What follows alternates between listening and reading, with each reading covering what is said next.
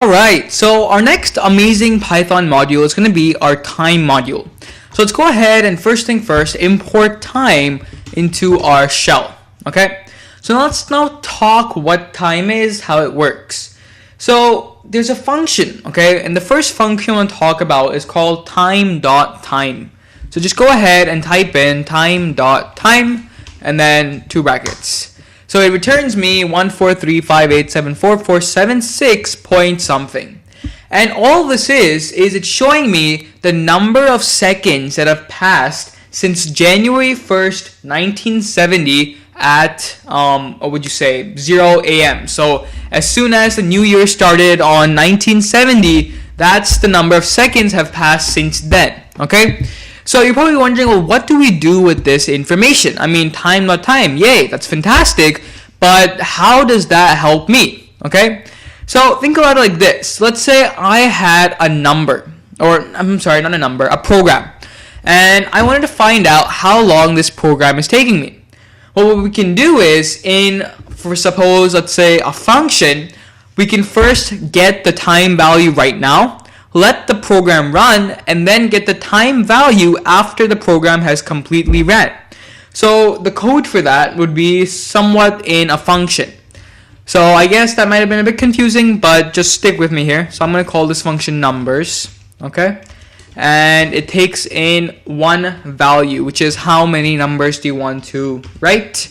So the first thing we do is we set the time. What is the current time right now? So I'm going to call this time1 is equal to time.time. Then what we're doing is we're just going to print out a for loop which runs through all the numbers from 0 to max.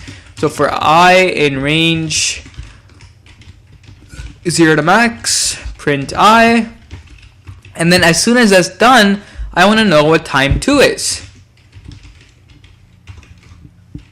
Alright, so think about it like this. Let's say we ran this function. What would happen? Time 1 would get maybe 1,400,3857, or let's say this was at 0, okay? Time 1 would get 0, then after this whole program ran, maybe time 2 will get 15, okay? So then we can get the actual time by subtracting time 2 minus time 1. So print out string of time 2 minus time 1, okay?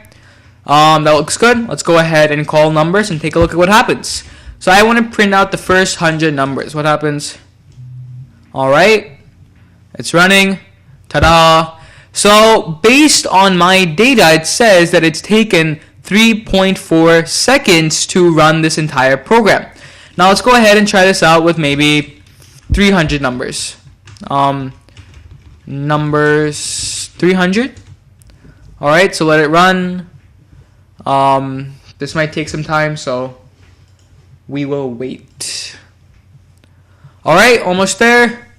Cool. So as you can see, it's now taken 10 seconds. So this is a very nifty function that you can check to see how long is your program taking. The basic concept is you know what the time is right now.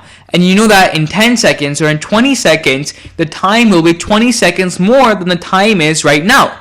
So what you can do is get the time right now, let the program run, and then get the time after the program is run. So by doing that and subtracting the new one from the old one, you can get how long the program has run. Awesome. So this is our first function in our time module. Now the second function that we want to talk about is called the askTime function. So the function askTime takes a date as a tuple and converts it into something more readable. Okay? So let's go ahead and take a look at what it does. If I call time.askTime, okay, what happens? You get Thursday, July 2nd, 15/5/4/2015. Pretty neat, right? So using this function, what you can do is you can create your own dates, or you can get what's the current date right now. Okay. Now you can also call this time.askTime with a parameter. Suppose you want to get this format of a date, right? The way you can do that is by passing a tuple through askTime, okay? And the tuple that we need to create will be on the basis of year, month, day, hours, minutes, seconds, day of the week, and day of the, there's one more parameter actually, day of the year, I believe. and then daylight savings time as well. So it's a bit complicated, but let's go ahead and take a look at it. So time.asTime, all it does is it gives us the current date. Now let's say you wanted this format, but with different values, okay? So that's what I'm trying to show you over here. So create a tuple, let's call it top, and go ahead and enter the following values. So the first three is the basic ones, year, month, and day. So the current year is 2015. Let's say we're talking about April, so that's month 4, and the day, let's do 5th. Actually, no, let's do my birthday. So 2010, 15, okay? Then it's gonna ask you hours, minutes, seconds. So I'm not sure what were the hours, minutes, seconds I was born, but let's go ahead and give it a try at least. So let's say 8 minutes, maybe 45 minutes, and 12 seconds. Now, day of the week. So basically how you write the day of the week is by numbers. 0 is Monday, 1 is Tuesday, 2 is Wednesday, and so on. I believe I was born on a Sunday, so that would be 6 for me, okay? Then it asks for day of the year, so just put 0 as a placeholder. Nothing much to that. And then last but not least, it checks to see is there daylight savings time or not. So 0 if it isn't, 1 if it is. I believe there was no daylight savings time when I was born. So let's go ahead and do this. Now all we have to do is call our tuple using the askTime function. So time.askTime top, and you get Sunday, October 15th, 8:45:12, 2000. So this is pretty neat, okay? The askTime function basically does two things. Either it returns you the current date right now, or you can get the date and the time by passing in some few numbers, okay? Again, very neat function. If ever you want the date printed out like this on the console or somewhere, you can always use this time.askTime function. Awesome. So let's go ahead and talk about one last function.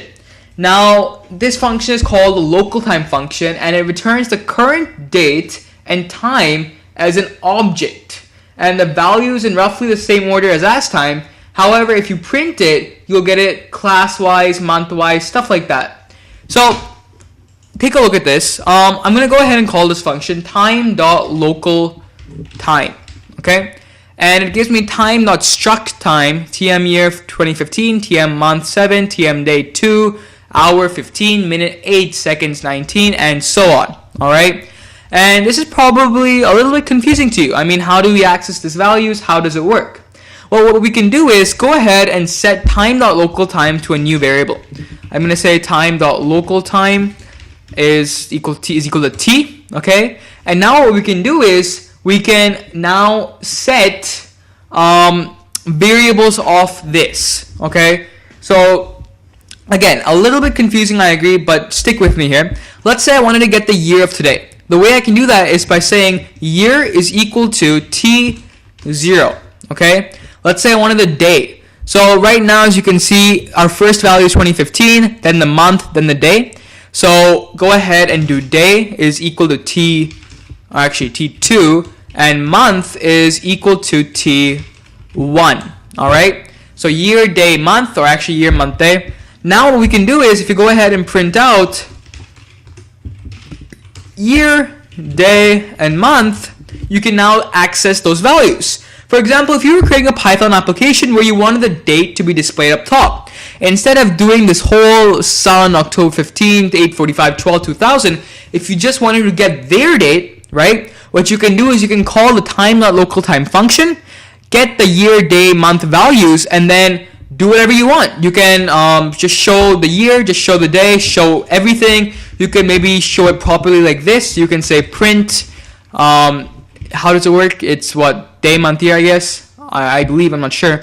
So day plus the slash plus the month plus the slash, right? How normal people write the date. So using the slashes and stuff plus day, month, and year. So if you hit enter, it gives me an error, unsupported operand type, so I have to convert that to string. My bad. Let me go ahead and do that. So str, this whole thing. Nope, unsupported operand type, so I have to do it individually. My bad, guys. So over here, remove this, remove that, convert str day, str month, and str year. And by doing so, what you'll notice is we'll now get our date in that normal function or that normal way that everyone writes, 2/7/2015. So there's many different ways to get the date, to get the time of the user. If you want to display it using your own special way, you're going to use the time.local time, access the values in it, and then display the date however you want. If you want it in the normal Python way, which is this sort of way, just call the time.asktime, and that'll return you the current date of the user today. Then we also talked about the time.time way up over here, which basically returns you the number of seconds since 1970 January 1st.